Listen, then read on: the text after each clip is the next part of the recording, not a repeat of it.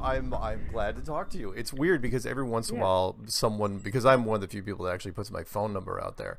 Yeah. Someone will try to get a hold of Jaren, and so when you called and said, and I'm sorry, where are you calling from again? From the Netherlands The in Europe? Netherlands. Yeah, it's just near Germany. Oh no, I know where it is. Oh, I no, it's okay. okay. But when the I just didn't recognize the country prefix. So and then I got your email, and let me just hang on to it. So let me just read this real quick. Do you have a way of contacting him? And yeah, I did. In fact, Bob just sent me his phone number. But every once in a while, Jaron will miss stuff. I don't. He's really busy. But Yeah, how I long ago got did he that. schedule this with you? I think it was about 2 weeks ago, and for last Thursday, so I was all pumped and I said, "Well, I'm going to talk to Jaren," and then he didn't call, so I was so frustrated. But It and then happens. Go ahead. sorry, No, go ahead. no, and then I thought, well, he's just busy, so I sent him an email that he probably forgot, and he didn't respond to that. So I thought, well, he's just busy, because I also saw that the Ghostbusters, they didn't put out a show because it said that they were off for a week or so. So I thought, well, he might have some sort of vacation or something. So Yeah, that could have been it. yeah, So let me read this real quick because yeah. because I'm recording this. I figured why the heck not, right? So I had a discussion in the cockpit with two colleagues. One was the captain in training, and the other was the instructor, me the co-pilot, in March of this year, which would be 2017. It got unpleasant, actually nasty, and I decided to go to the company doctor, and I basically said that it was not possible for me to fly anymore, knowing the Earth is flat while nobody else knows or wants to know. They even get violent when you want a discussion about our gyroscopes, etc. Not really Yeah. sure of what will happen next. I live in the Netherlands, where flat Earth is not really known, just by a few people. I get lonely because of that. Anyway, if I could be of help, kind regards, Lydia. Yeah. Okay, so do you mind me? Is it okay if I say your full name? Yeah, sure. And it's Lydia. Oh boy, and I don't know if I can pronounce this. Ouwersloot, which is pronounced Yeah. as Our slot. our slot. Yeah, Yeah. that sounds Like the very oh, you probably you want to say it like ooh, but you just have to figure it's ow. O A, like boat, our sloat. Our slot. So Lydia our Yeah. slot from the Yeah. Netherlands, and I will try not to slip into any sort of fake American Netherland accent. Uh, Doesn't really matter. how? Because you know how we do it, and it's just ridiculous. Um, because there's a lot of Northern European people that settled in the northern part of the United States. If you did not know, Oh, okay. up in No idea. Wisconsin and Oh, Minnesota. yeah. Yeah, like the farms and everything, right? Yeah. My family's actually there, or was there for a number of years, from Germany. So, and Oh, there's a okay. lot of German settlers went up to. I don't know why. It's the coldest place in the United States, the Minnesota and Yeah, Wisconsin. probably we're used to it. I don't I guess it's like, oh yeah, let's go up where it's cold, and it's, winters are horrible. So know. tell me a little bit about how. Okay, let's start from the beginning. How did Yeah. you first get into flat Earth? How did you first start looking into it? Yeah, well, actually, I was just since 2003, Mm-hmm. I was looking into the vaccine business, Mm-hmm. because my son, he's now 13. He got very ill from the vaccination, Ooh. and yeah, that was really bad. He had a how do you call that? Brain Oh yeah, like a. injury. Yep, sure. So that's how I got, onto the internet Mm-hmm. at 2003, and I was reading about a lot, and yeah, figuring things out, and then I got into all the conspiracies, Yep. and I also I'm busy on Pinterest. You know that? Sure, sure. Yeah. And there I saw this thing on, and it was actually with a gyroscope. Sure. So, of course, that appealed to me because I thought, well, we work with gyroscopes, a flat Earth. What is this? Yeah. So, but yeah, I was not, discarding it right away because of, well, I have a very open mind to everything. So I thought, well, just read and read and read and read and watch a lot of videos after that, and then. Yeah, I didn't know anything about, I always thought Einstein was a genius and sure. And yeah, so that's what I always thought. And so how long, just because I have to ask a couple follow-up questions, how long have you been in the airline industry? Actually, I got my license in '91. Wow, long time. So yeah. So I've been with the company that I'm at now, which is actually the best in Holland. There are not so many, but right. They're a very good company, and I'm with them for 22 years now. Wow. So 20. So okay. Just to recap here real quick. So you got into conspiracies because your son got a vaccination and suffered some brain injury because of it. Yep. And then started going down conspiracies, saw a couple things that had to do with flat Earth and gyroscopes, and thought, this is sort of interesting. Yeah. So did you start poking around inside your company? Did you yes, were there that's what I did. Friends of yours? Yeah, so I was just, because there are lots of things that we are taught about the spinning Earth, and I told to my colleagues, because of course you think about it, but then you just discard it, about how it is possible that the atmosphere spins with the globe, and then of course, well, that might be gravity, and then it says, well, then you have to it has to spin faster at a higher altitude because there's no gradual how do you say that difference? Right. So I thought, well, that's kind of strange, and also the speed at which the Earth should spin around the equator, I thought, well, that's almost the speed of sound, so that's kind of strange. And then also when you fly, let's say, from Johannesburg to Amsterdam, we don't have to account for the difference, and also not because it spins then at a different rate. Sure. And it doesn't also, we don't also have to account for the difference in altitude that it spins. So yeah. I thought, this is so strange. And now, actually, I told the other day to a stewardess, because she has an open mind, and now I have to work on the ground.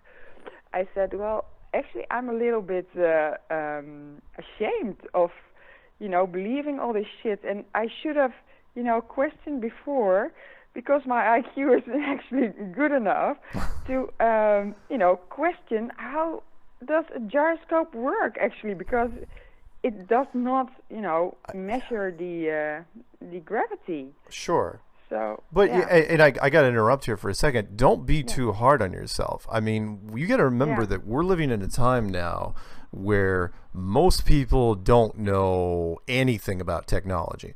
I mean, forget about how your phone works that you're holding in your hand, if that's what you're using to talk to me. Forget about that. Look at old technology like, I don't know, microwave ovens. The average person on the street, I mean, like 90% of them don't even know how those things operate. And no, me neither. we've been using those to cook our food since the 70s. So don't feel, I mean, gyroscopes, look, everybody in the flat Earth community, and I'll let you go on here in a second, everybody in the flat Earth community has had to relearn a lot of scientific premises just so we could catch up and then tear it down. And gyroscopes is one of them. Actually, gyroscopes helped us a whole bunch. I didn't know how gyroscopes. I mean, we've seen them, of course, and we we spin things around and we kind of get the feel for them. But how they relate to the Earth spinning? Oh yeah, most people don't know. So anyway, sorry, Yeah. continue, Yeah. please. So you were looking into the gyroscopes, and then what? Yeah, and then of course when I also saw the movies from Eric Dubé Yep. about the rising horizon, Yep. Yep. and I thought, well, yeah, that's true, and we do fly at 40,000 feet, 41,000 feet sometimes, Mm-hmm. and of course I've been. This is now almost a year going on that I was, that I started looking for the curve, let's say. Yeah. And yeah, of course I couldn't find it, and I saw the horizon, rising with us, and it was flat wherever I looked, and I thought, well, shit, why did I, didn't see this before? And then I started questioning in the cockpit, do you know that the atmosphere spins at the same speed as the speed of sound at the equator? And then I get this strange look on their faces, whenever I would ask something like that. But it bothered me so much that I thought, well, this has to, go Sure. out there, and I thought, well, you can just discuss these things, but obviously not. So Yeah. So when you started questioning with, I mean, and I appreciate the fact that you were bold enough to talk to your co-pilots and the other people that are out there and see what's going on. Did anyone respond favorably at all, or did everybody just look at you like you had a bug on your face? yeah, that's the last thing. Yeah. That was pretty much it. Yeah, that's just the way it is, and that's why it went nasty the last time, because then we were with the three in a cockpit. I'm the co-pilot, actually. I should have been a captain, I know, but I'm just a mom, and that's what I prefer to do. So we don't get pressed to go to be captain. So Mm-hmm. I always enjoy it. I only work 50%, so I have time enough to raise my own children. Yeah. So that's the reason why I'm still a co-pilot. But we were with the three of us in the cockpit, and the captain, he was in training, and the instructor was on the jump seat. And we had a night stop in Zurich, and the last day that we actually flew from Zurich to Amsterdam, they said, well, did you actually mean those things that you said about flat Earth and everything? I said, yes, I do. And they say, well, we think you are retarded. And They didn't actually say Yeah. that, did they? yeah, they did. Oh, wow. Okay. Yeah. Okay. Yeah. So, and you are, how do you call that? Grounded? Labiel. I don't know what that is in English, actually, but it's like you are mentally unstable. Oh no, that's Something like that. pretty. Yeah. So you're kind Yeah. of So who said this to you? That actually said the instructor said that to me.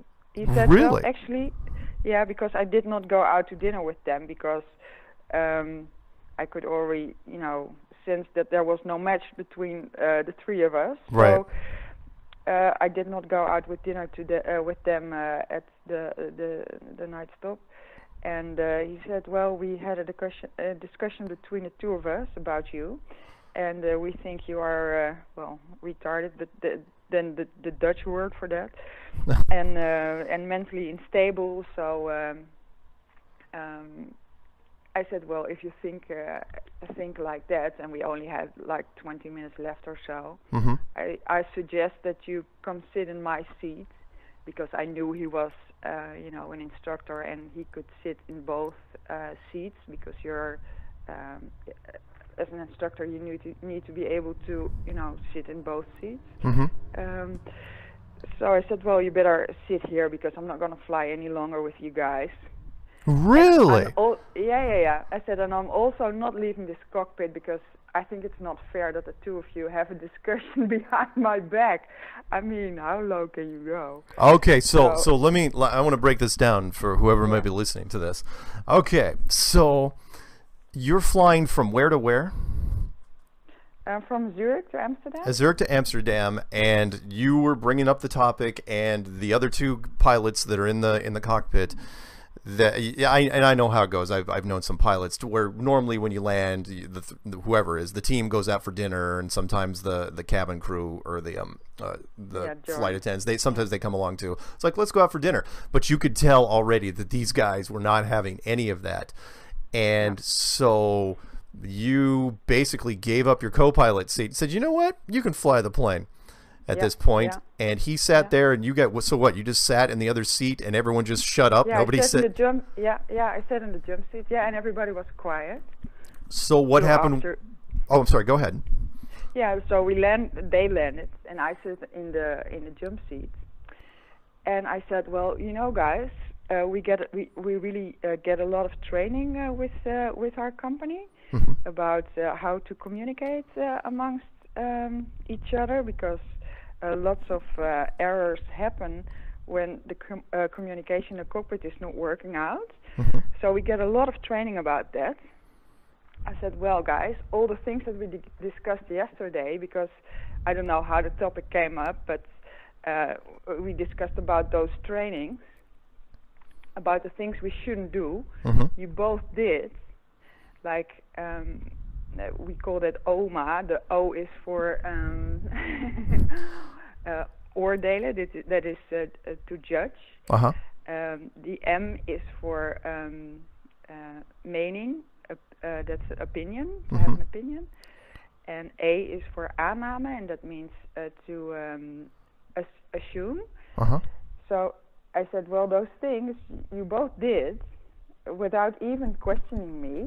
You just, you know. Their natural reaction was to think it's like, she's stupid. So, you know, flat Earth is ridiculous, so we're going to judge you right here and right now. Yeah. So I did not even have, you did not even ask me one question. Like, I mean, I was educated the way you were. I mean, and that's what I told him. I said, well, I'm probably smarter than the both of you together, because I probably am. Could be. But that's a little bit, I know. How do you call it? Yeah, whatever. But a little egotistical, but that's okay. I was mad also, of course. Yeah. So I said, but you could have asked me, well, Lydia, how do you come to such a strange viewpoint or whatever? You could have asked me some question instead of just throwing me out. And well, the instructor said, well, I'm sorry about that. And actually, he got tears in his eyes, so I was a little moved by that, because I thought, well, yeah, okay. I came on quite strong, actually, because, well, I was mad, of course. And he also was relieved, because I said, well, when I stepped out of my seat, I said, well, I will see you in the office, I guess, because I assume, because we have to write about these things, if things like this happen. I thought, well, he's an instructor, he's going to write about this. So I thought, well, I will see you in the office, I guess. Yeah, that's the most natural thing for me to assume. And then afterwards, when we landed, he said, well, are you going to write about this? I said, well, I am not. I mean... And when you mean write about it, you mean our term would be like filing a report.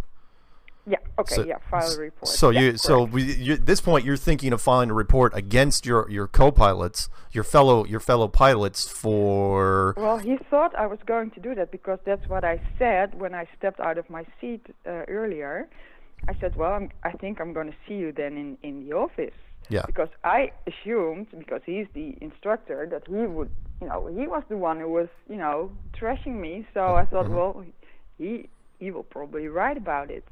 So after the landing, I said, well, he asked, he was scared. He said, are you going to write about it? I said, well, no, I'm not going to write about it, but I'm going to go straight to the doctor's office from the company, and I'm going to ask for some support in this. So he was really relieved. He said, well, I'm not going to write about it either. I said, well, do whatever you please. So both of you mutually agreed not to file a report on each other about an argument that had to do with flat Earth. Probably a good thing at the time. Yeah. So yeah. but then your follow-up was, and just so I can, because I'm reading your email here, you went to the company physician, the company doctor, and you have more or less did you request to them? You said, look, I don't think I should fly anymore because I don't believe the Earth is a globe. Well, actually, I called in sick. Okay. And I made an appointment. Mm-hmm. And then I went to the doctor because I thought, well, I have all the evidence there is. So what's, yeah. Yeah, it's not like you're medically insane. You're just going to, but who else could you go to? Because I don't imagine you have a company psychiatrist, which is what most people would recommend. Or do you? He said he didn't even, because I started to explain to him how I got to the point of thinking flat Earth, because, it needs a little bit of an introduction, I guess. Oh, yeah, you can't just come out and say it because they won't even understand. It'd be like, no. You mean like metaphorically, or what are we talking about here? So you explained to him your belief system and why you think the Earth is flat, and his response, I'm sorry, his or her? His response was? Okay, Lydia, I'm going to send you to the psychiatrist. Yep, I was waiting for that. Yeah, I will hold your medical license, and you cannot fly for now. So have you now? Did you So I'm just want to get the terms right here. Technically, are you still working for the company? Yeah. Okay. Have you been? You haven't been suspended without pay or anything like that? No. That's not the thing they would would do. But did you request that you didn't want to fly anymore, or did they say you shouldn't fly anymore? And I mean, obviously, you're not flying at the moment. No. I said I cannot fly at this moment because I'm tired of all the lying. Okay. And I'm just exhausted, and I'm, I feel humiliated and everything, and I think we should look into this. I mean, I'm and when was this? When was it? All in this, but they just don't. They're not open-minded. Oh, people. Hey, look, pilots it's a tough. I mean, I've talked to a handful of pilots already, but this is got to be one of my favorite stories because, well, and sorry, I got to back up a little bit. When did this happen? This happened in March. Okay, this happened in March. And did you after that? Did you see a psychiatrist? The company psychiatrist? Yeah, I had to. Yeah. Okay. Yes. And they made me. So I went. I had to go 2 times. Okay. And the first time, the psychiatrist explained that I had a right, a recht van aanhouden, and that means that you don't. You get the last say in whether the report goes to your company or not. Oh, I got it. You get the closing remarks. Got it. Yeah. Okay. So I can say, okay, you can send I can read the report, and if I'm not, happy with it? Yeah, happy with it. Then I can say, well, no, don't send it. Oh, really? That's way more flexible than what we have over here. Seriously, a psychiatrist could literally put you in a jacket and lock you in a room, and you wouldn't have much of an opinion. But anyway, so go ahead. So I sat there, and I want to, explain a little bit how I came where I am, and he was not interested. He said, well, no, I don't want to hear all those things. I just want you because, with my son and everything, it's kind of a long story, but, I wanted to explain to him how I got where I am, and he just was not interested. He said, no, I want to hear you about the flat Earth. And I said, well, because I brought all the books and, all my iPad with every thing I I found is about 4,000. Oh my lord! So you were actually going to try to convince the psychiatrist that the Earth was flat? Well, yeah, I know. A That's friend a of little- mine. He's a coach. He said, "Well, Lydia, you are being a little bit naive in trying to convince this guy." Even well, not You know, not it- not naive, but you got to remember that as a psychiatric professional, there is no way that even if they wanted to, even if they believed you, there's no way they could nod their head and say, "Oh, right, you're absolutely true. It's true, Lydia. It's absolutely true."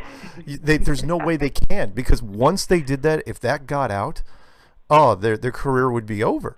I mean, they would literally be ostracized by their peer groups, and so. But anyway, so you tried but anyway. I'm choosing that path. So I think, well, why aren't men a little bit more courageous? I think I'm always more courageous than everybody I meet. It's just, I don't know. I don't understand. But That's okay. I mean, yeah. Maybe I'm not that, I mean, I just moved to a real nice house and everything, and I thought, well, I might have to say goodbye to this within a year because I don't know what's going to happen. Sure. But okay, I'm fine with that. I mean, who cares? You are a I'll find a place to live. brave person, Lydia. There's a lot of people that wouldn't have.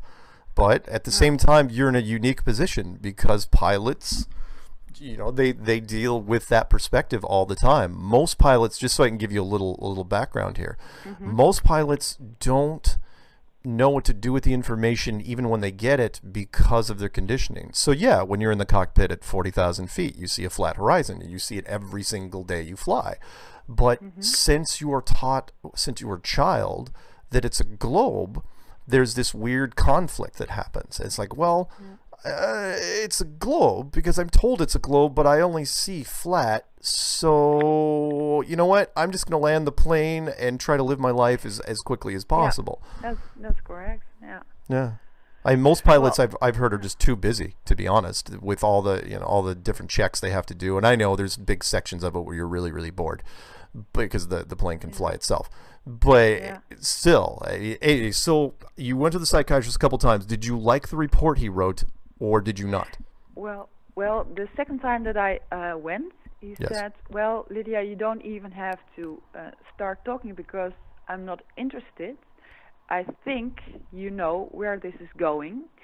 I said, "Well, yeah." He said, "Well, I will. I think it's called delusional or something like that in English. We have another name for that in Dutch." So I said, "Well, okay." I said, "You didn't even have a glance at anything I'm here for," and nope. Nope. He said, "Well, nope. I am aware of conspiracy theories," he said. And he said that chuckling, so he was laughing. And I thought, okay, well, whatever. So I was actually pissed. And I went home. And while I was in the train, because it was a train ride of about 2 hours, I thought, you know what, I'm not gonna even wait for the report, because what's going to be in there? Nothing that I need to know. Right. So I emailed him right away when I got home. I said, "Well, dear Mr. Huppeldepup, I don't need your report. Don't even bother writing it, because I'm gonna, You're gonna veto it, basically. You're gonna say, you know what, I don't care whatever you say, I'm not gonna like it. So, and again, I'm amazed that the Netherlands has that sort of flexibility where it's like, where the individual can actually override the doctor's report. That's stunning. That's really, but it worked out for you. So you said, okay, so then what? So you go back to work? So at that point, no, because they have my medical license, on hold or whatever. So technically, you're on medical. We call it medical leave. So you're currently, at that time, you were on the ground, not getting up in a plane again because they said there's a medical issue. Yeah, correct. Okay. That's still the case, and now I'm working on the ground because they say, well, okay, you cannot go into the cockpit, but I think you can do some other work. you should not. Can you just cut that one out because I don't want the company name. Got it. I will not say your company name. I'll cut that little part out. Yeah. Okay. But what? So they benched you. We call it benching it or grounding you. So they grounded you, but they didn't want to fire you because you were too valuable, because you've been doing the airline industry things for the last 20 something years. Yeah, that's not the way they go about. They just don't fire you like that. I mean, right. So does it take they will help me find some other profession about that. Yeah, you're not. By the way, don't keep saying that name, or I'll. Oh yeah, sorry. That's okay. Sorry. So, No. That's all right. That's all right. I mean, anyway, so they in the Netherlands, just so I'm sure about this, and I've seen this in different corporations in the United States, usually the big ones. They don't like firing people because it's a pain for HR. The HR department doesn't like human resources, doesn't like dealing with it, so they'll shuffle you off to a different department. So now you haven't flown since March. Correct. Do you have any anticipation that you will be flying? I don't think so. Now, is that a voluntary thing? Have you been pushing it, or are you like happy with your desk job and you're like, I'll just take the desk job for now? Well, I am currently, because they allowed me to look for a job that, fits my, let's say, needs at this moment. So I found a job where I can meet all kinds of people, but colleagues, and they asked me, why are you not flying?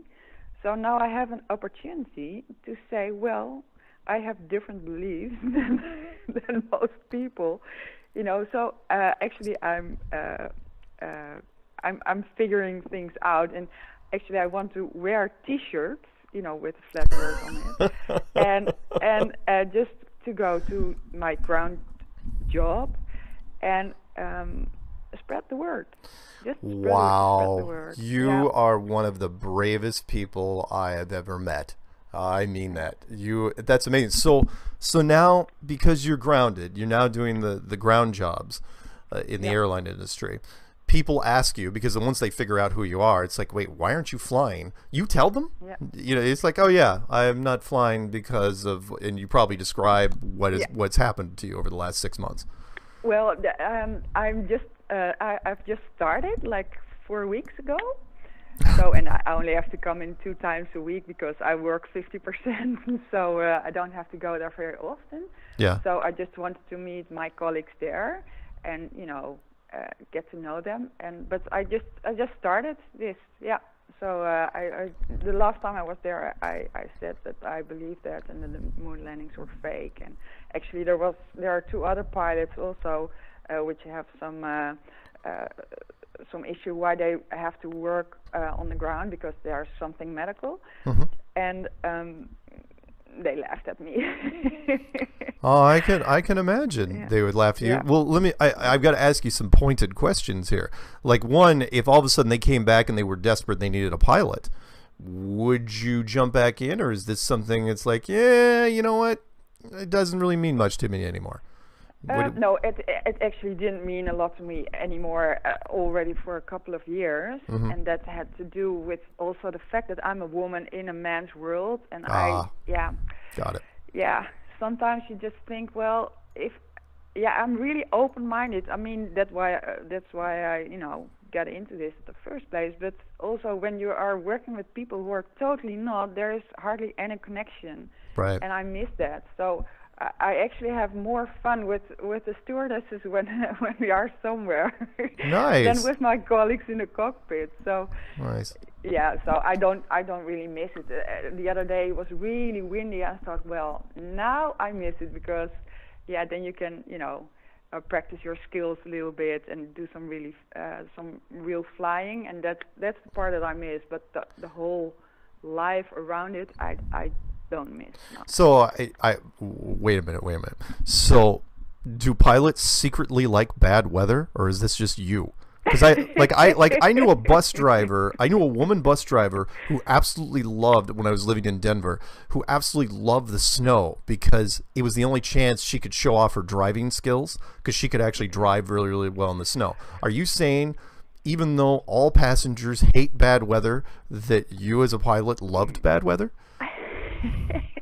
Because wind scares the hell out of people, just so you know. I know. But you thought it was fine because when it's not too bad, yeah. Because we do like that. Yeah, I'm sorry. What part? The landing on a windy runway type thing? Yeah. That's oh correct. my god. Yeah. because it's a challenge. You were just bored. It's like, oh come on. Yeah, that's true. Normal landings are so boring that pilots just kind of hope for something, like an icy runway. Hey, is there some ice on the wings? No ice. No. No, not ice, but wind. That's so tricky. The wind is okay, yeah. Yeah, but you wouldn't deliberately try to fly through some dark clouds or anything. No, it's not like that. It's not like courageous in that way. No, that's not the way to go. No. We're very careful. I'm a very careful person. My children always say, "Well, Mom, you drive like a snail. Come on, hit the gas." So no, I'm really a slow person. All right. But every once in a while, but you don't like boring stuff. You don't like the same old stuff. No. So yeah, I can see that. So when you see like a 20-mile-an-hour crosswind coming in on the runway, you're like, ooh, yeah, buckle up. This is going to be fun. 20 is nice. Yeah. Even anything. Yeah, even though the passengers behind you, are gripping their seats so tight that they have, they practically break their own fingers. I'm sorry, I did a lot of business travel, so now that I know this is good. This is good stuff. Wow. Yeah. So you've been okay. Let's kind of go a different direction here. So you've been in Flat Earth now for what, less than a year officially?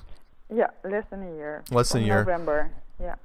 And you've watched a whole ton of videos and read a whole bunch of web pages. Yeah. Is there and you probably talk, I mean, it doesn't sound obviously like you're shy about talking about this with people. For you as a pilot, or in this case a grounded pilot, but you flew for a lot of years. What was the biggest thing for you? Because everybody, I could talk to 20 different flat Earth community members, and they'd all have a different answer to this, which is, what is the one thing that flipped in your head where you were, half asleep on the couch? It's like, holy smokes, that's it. The gyroscopes. It's just the gyroscopes, because I thought, well, it cannot work. It cannot work on a globe. No, can't. Because and also the speed of sound at the equator. Those two things. Yeah. So the spinning of the Earth, the atmosphere going along with basically the Coriolis effect. You're not adjusting the flight path for the Coriolis effect, and you guys are going from north to south a lot. Yeah. And in fact, you were saying you were flying to Johannesburg from the Netherlands? Well, before I flew the 737, I flew the MD-11. Mm-hmm. So then we went to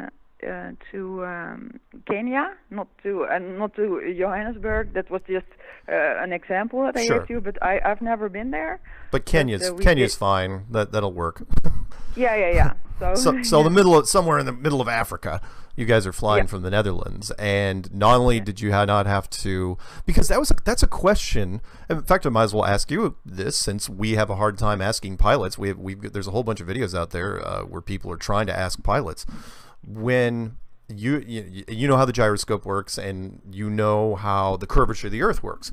So from a pilot standpoint, do you ever see any instruments, or do you have to set anything in the cockpit that constantly adjusts for the 8 inches per mile squared? Or every 50 miles you would have to adjust about 1,700 feet?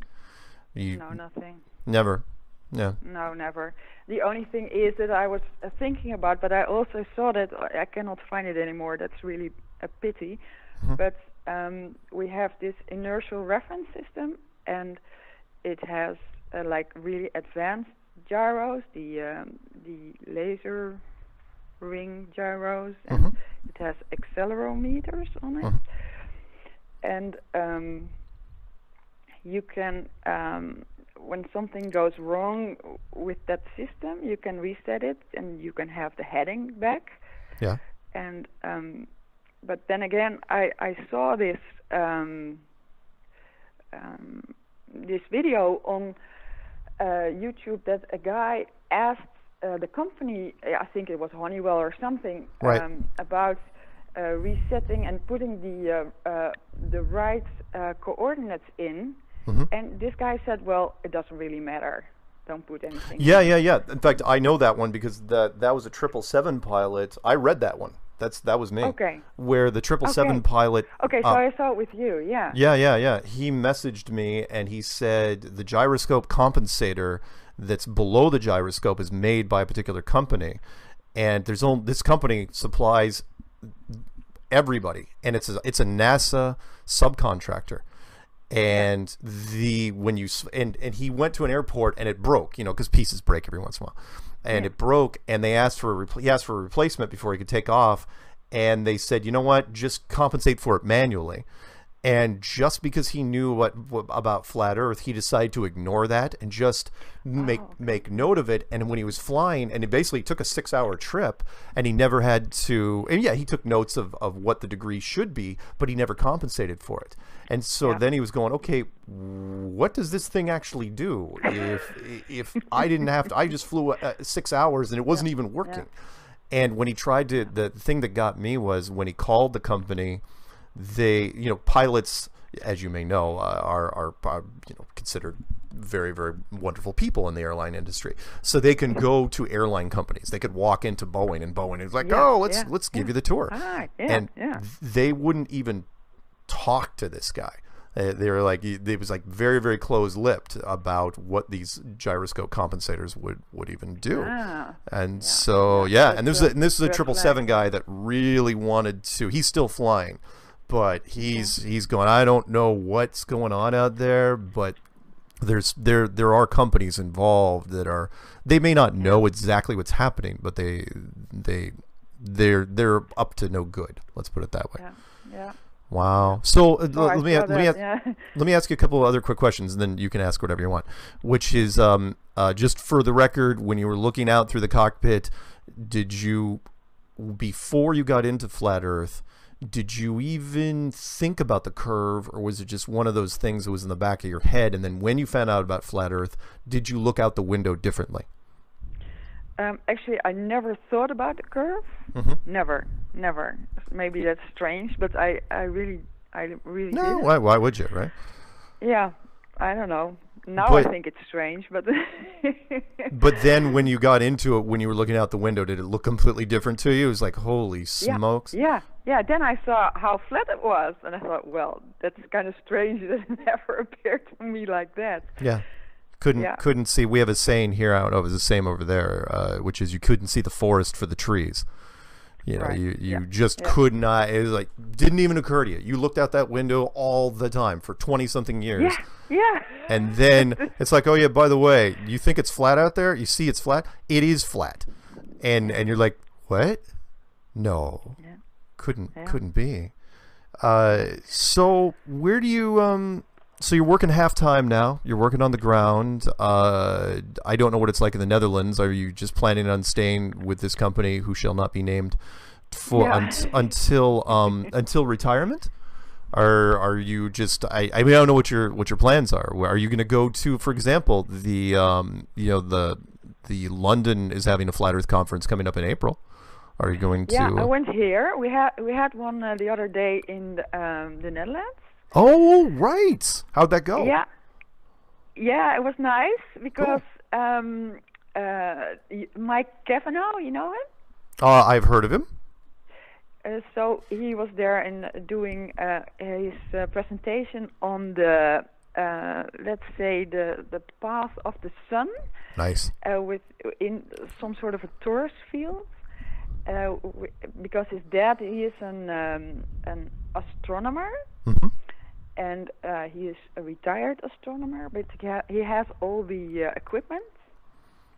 and he can use that, to investigate.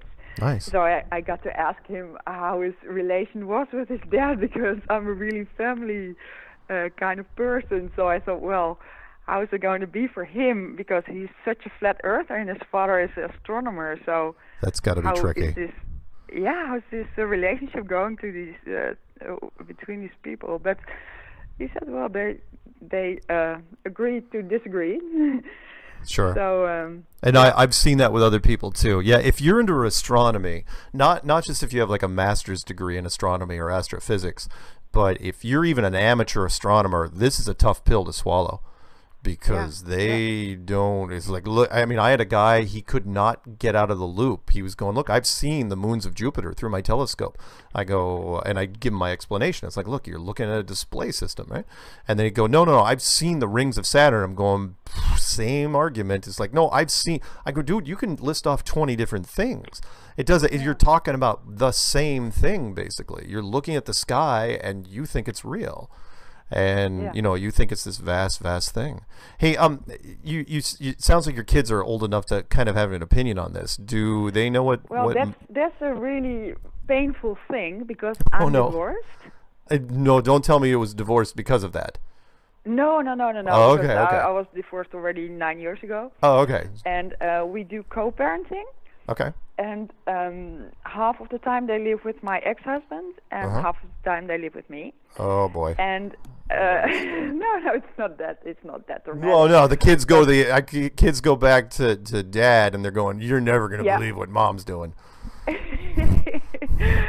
Well, I don't know if they do that, because they're kind of smart, actually. So they know it probably wouldn't be a good idea to upset your ex-husband. That's true. Yeah, because they know that we try to have the best conversation possible between the two of us, in the best interest of them. And it takes a lot of effort from both sides. And they know. So they know we are totally different persons, and their father flies also. So he's a pilot also with the same company. Oh my God! Yeah. Wait, so you see him? No, because we try to work, in different places. The other shift, because he's also working part-time. Oh, okay. And we never like daycare, so they don't have to go. So I work when he's off. When he's off, and the other way around. So I've heard that it's quite common, because I know there's not a lot of women that are flying, that are pilots in the airline industry, but I hear it's quite common that men and women in those positions do get married to each other. So did you meet on the job? Did you meet while you were both flying?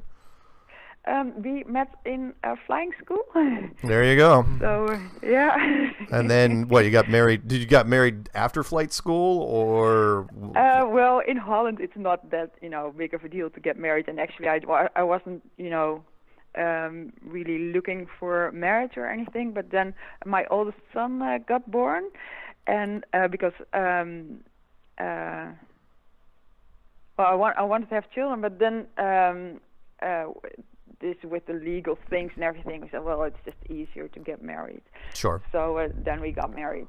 So then you did you apply for and we're not going to say what company it is, but you applied for the same company, and then, I mean, did every once in a while, literally, were you both co-pilots, or was he a pilot and you were a co-pilot? Well, he's actually flying another aircraft. He's flying a 777. Oh, okay, the flagships. So, yeah. So yeah. So you guys didn't run into each other in the job that much. No, never, Okay. Because we work opposite shifts, let's say. Opposite shifts and somewhat different planes. So you were a 737. He was a 777. He probably started out with the 747s, though, I would imagine. Actually, he started with a small company within our company. Oh. And because he got hired a little bit later than me, so it was some sort of process, but it doesn't really matter. I mean, it's a very good company to work for. I mean, everybody is jealous if you say that you work for them, because they're just very, very good. It's a very good employer. Mm-hmm. Got it. So, yeah. Wow. So I can say nothing bad about them, let's say. No, but heck, they didn't fire you technically. No. I mean, they just grounded no. you. Let me give you a quick little comparison story. There was I don't know how old you are, but you don't have to tell me. There was a story back in 1986 about a Japanese cargo pilot who flew 747 cargo planes from Japan to parts of the United States. Yeah. And he was pursued by some giant. This thing was apparently bigger than. I was listening to you. Yeah. To your Oh, you just okay. talked So you know what I'm about talking about. Yeah. Yeah. So he was chased, and you can look this up. It's a fascinating story. But he made the cardinal sin was he got to the ground and he talked to some news people, some reporters, and they immediately grounded him. He never flew again. And they even put like the picture they put of him in the paper was him kind of describing what this giant thing looked like. But I have no doubt that he saw it. I mean, the United States Air Force helped him try to avoid this thing, and yet the airline industry, his company, and we're not talking about a big passenger airline. We're talking about just a cargo airline. But they didn't want to hear it. It's like, yeah, we don't want you up there anymore. So yeah. But they didn't fire him. Yeah. But they put him on a desk, and that was it. They did not fire him. Yeah. So that's what they're gonna do with me. But I think, well, I can do my job. Let's say I feel this as a calling. So I want to help out wherever I can. That's awesome. And also I wanted to tell my children, but they were not interested. So he said, well, how old are they're they though? 16 and 13, and I'm 49. So I mean, I didn't even look at conspiracies until I was 21. So I can understand, but I said, well, I want to share this with you guys because they know I hate the school system. So sure. But their dad is just totally the opposite. So yeah, well, not totally the opposite, but yeah, he thinks that if you do a good job in school, you get a good job later on in life, and then whatever, the story. So, but my oldest son, he said, well, Mom, I keep it in mind that it might be, but for now, for me, it's easier to just stay with the things that they teach me in school. Exactly. That's what I have to reproduce. I said, yeah. Yeah. It's tough. It's tough to fight. Yeah, no, smart kid. I mean, it's tough to fight the school system. No question. Yeah. And there'll be a lot of people out there, and you've probably heard me say it, that they say, well, what does it matter? Does it really matter? I'm going, well, it doesn't matter until it's true. Meaning, you can think about it all you want. Again, I use the comparison. It's like trying to tell somebody they're adopted. You can tell somebody all day long, like, whatever, and they'd be like, it doesn't even matter if I'm adopted. I'm going, oh, yeah? Because here's the folder saying that you're adopted. It's the actual real thing, and they're like, okay, well, now I care. It's like, see what I mean? Yeah. You don't care until it's real.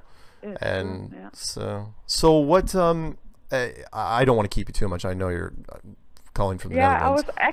It's almost 12 o'clock. I was ready to go to bed. Oh, yeah, no, it's totally cool. When I read your email. I'm glad. I'm sorry. I completely forgot about the time zone difference because it's only 3 o'clock in the afternoon here, and it's. What do you have any questions for me? Anything? Well, you got me. I mean, not many people get to catch me on the phone.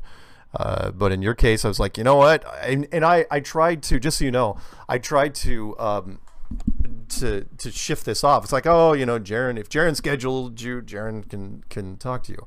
But when you email me, it's like, okay, I don't know, chances are I'm going to miss you. Plus I'm heading out to LA here for a thing pretty soon, and we may not even catch each other. So sorry, not to belabor the point. Do you have any questions for me? Anything you want to ask? Well, what is the thing that I can do, to contribute? Because because there are already a lot of things out there, and to do again the same things that everybody else does is not very helpful. But in your case, I can tell you exactly how you can contribute. Tell your story, like you just did to me. So when Jaron finally does track you down, tell the story, and I will pass you around. And heck, Patricia Steer would love to get you on Skype if you know who she is. Yeah, of course. She would love to talk to you, and get your face out there. I think it's a great story.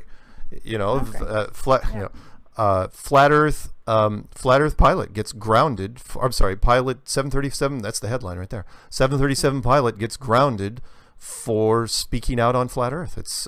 That's you've got a unique perspective there. We don't have a whole bunch of pilots that are involved, but the fact that you were involved, spoke your mind, and they did exactly what I would expect them to do. And in fact, if it was in the United States, they'd probably take it even a little further. In the United States would be like, yeah, you probably should go to another company. But Netherlands, a lot more lax from what I can tell. But no, just do what you're doing. You don't have to do anything special. I mean, everyone's got their own cast. Everyone's got their own role to play in this. And yours is just taking your career that you have had up until this point and applying it. And again, I love the fact that you want to wear a t-shirt to work, a Flat Earth t-shirt to work. That would be awesome. In fact, you know what? I will email you a link to some great shirts. The people that supply me for all the meetups, they're out of Oklahoma, over here in the United States, and they've got some great shirts. I will, in fact, as soon as I hang up with you, I will email you the link to the shirts, and you can pick. I've got a whole bunch from. I think I have one of everything they have. Everything from Flat Earth Army to Flat Earth Tour Guide to everything is Flat Earth. You'll love it. So good. So then I have a different T-shirt for every day. Oh yeah, it'd be awesome. But I'll totally send that to you. But I can't thank you enough for reaching out. That's great. Well, thank you for making time and hearing my story. Happy to do it. One last question before I let you go. What took you so long? Have you been trying to hunt us down, or? Because I don't remember, your name doesn't strike as familiar. No, I don't even have. I'm just like an old-fashioned kind of girl, or I don't think I qualify as a girl anymore. But I don't have a YouTube account or anything. I was always breaking out in sweat to set up the Skype and everything, and then I was really lucky that everything was, working. And I'm not on Skype right now, but to talk with Jaren, and I'm glad that you reached out, and the community, I'm sure we will track, we will grab what you've got going, and we will follow you as long as we can. Okay, and how should I do something then, or make myself known in the YouTube thing? Or? You know what? Let's don't push it. If you're not natural to it right now, don't do it yet. I will turn this. I will put this. I'll turn this into a slideshow, and I will pull out those if I can find them, because you didn't say them very clearly. The name of the company you were working for, and hopefully Jaren will do a thing for you, and I will recommend your thing to Patricia. Let's get your name out there first, and then just make yourself available. That's the one piece of advice I can give you. Use your real name if you can, and that's my real name. And just make yourself available to people who want to ask questions, because you are in a unique position. Remember, not only do most people, 99.999% of people of the world don't get involved in a space program, but most people don't even get involved in an airline program. So an airline's the closest thing we have to the space program right now. So you have a wonderful little opinion, and I like it. Okay, well, I'm looking forward to that. All right, what I'll do is I'll put this together in a slideshow. Go to bed. And you'll have a link in the morning, and I'll also send you the T-shirts and links right now. It'll take me a couple hours to put together the interview. Great, thank you very much. Hey, you have a good night. Work. Yeah, thank you. All right, have a good night. Good day. All right. Okay, bye bye. Bye bye.